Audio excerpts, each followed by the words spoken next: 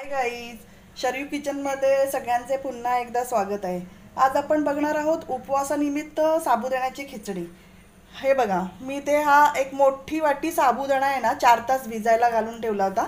आता आपला हा साबुदाणा छानपैकी फुललाय, छान भिजलाय. बघा तुम्ही, सुट्टा सुट्टा झालाय, छानपैकी तो भिजलेला आहे.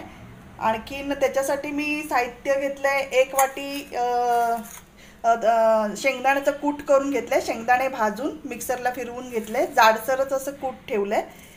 हे मीठ घेतलंय, थोडंसं जिरं आहे, आणखीन चवीसाठी साखर आहे, थोडंसं साजूक तूप घेतलंय आणि 2-3 मिरच्या मी इथे कापून घेतल्यात बारीक, आणि उकडलेले मोठे 2 बटाटे मी बारीक तुकडे करून घेतले.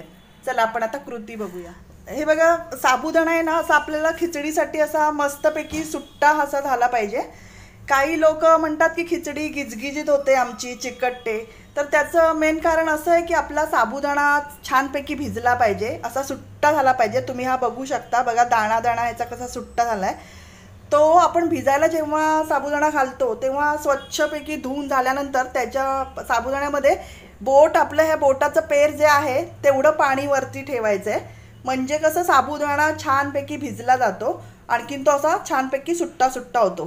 साबुदाणा सुट्टा झाला की खिचडी ही आपली चिकटत नाही, छानपैकी सुट्टी सुट्टी. हे बघा, आता आपण मी कढई चांगली तापायला ठेवले, त्याच्यामध्ये 2 चमचे तेल टाकले आणि तेल आपलं कढईत छानपैकी तापले.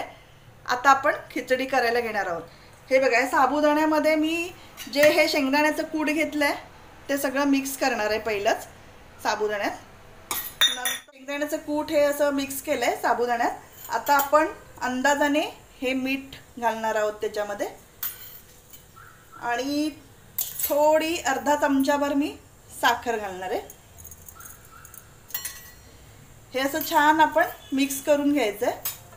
आणि हे तोपर्यंत आपलं तेल असं छानपैकी तापलंच आहे. आता आपण तेलामध्ये सगळ्यात आधी अर्धा चमचा मी जिरं घालणार आहे. हे बघा, जिरं आपलं छानपैकी तडतडत आहे.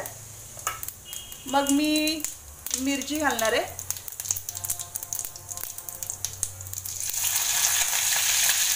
आपल्याला किती तिखट पाहिजे त्यानुसार मिरची घालायची. मिरची छान आपली आतमध्ये भाजलेली आहे. आता मी त्याच्यामध्ये हे बटाटे, कापलेले बटाटे घालणार आहे.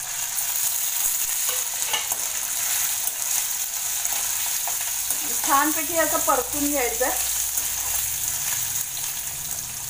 आणि मग मी हे जे साबुदाण्यामध्ये शेंगदाण्याचं कूट, मीठ, साखर मिक्स केलंय ते घालून घेणार आहे.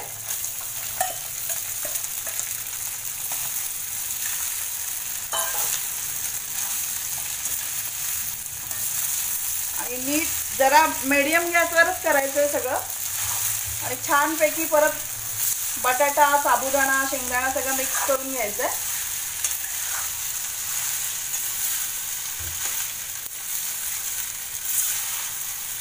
हे बघू शकता तुम्ही, आपली खिचडी किती छानपैकी सुट्टी सुट्टी मस्त झालेली आहे.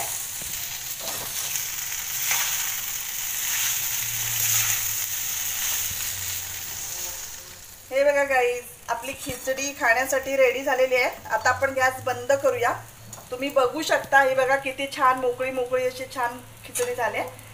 आता वरून मी जे हे साजूक तूप आहे ते मी वरून असं 1 चमचा साजूक तूप घालणार आहे आणि 2 मिनिटं मी हिला झाकून ठेवणार आहे. हे बघा गाईज, आपली साबुदाणा खिचडी छानपैकी खाण्यासाठी गरमागरम रेडी झालेली आहे.